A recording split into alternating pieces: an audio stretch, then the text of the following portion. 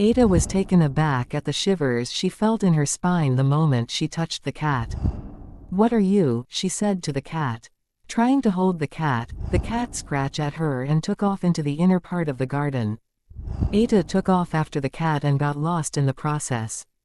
She soon realized she wasn't in her father's estate grounds anymore. Trying to find her way home, she kept on going round in circles. The day was gradually turning to night. She is lost. How do I bring myself out of this dilemma, she thought. Ada, totally forgetting about the cat that led her there, started walking towards any clear part she found, leading her to a strange-looking hut standing alone within the forest. On the porch, sat the same cat staring at her. She furiously pointed at the cat saying, "You got me lost and you are going to pay."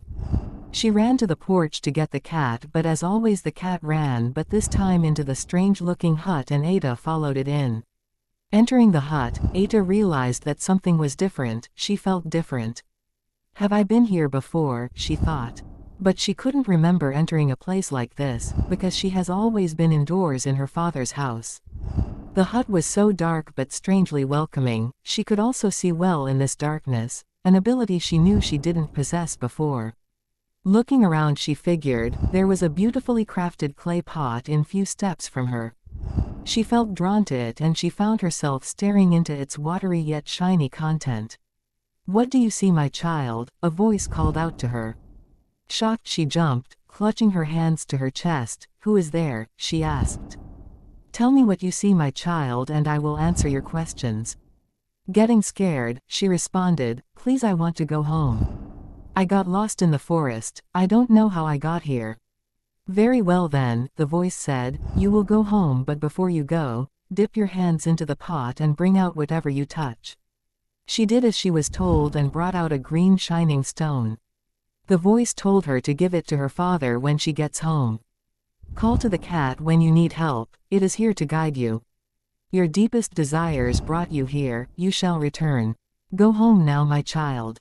Ada felt totally tired immediately and fell asleep. She woke up suddenly in her bedroom and it was as if she never left. She quickly went downstairs in search of her mother, knowing she will be looking for her, but she was surprised to see her not showing anything was amiss or even asked her where she had been.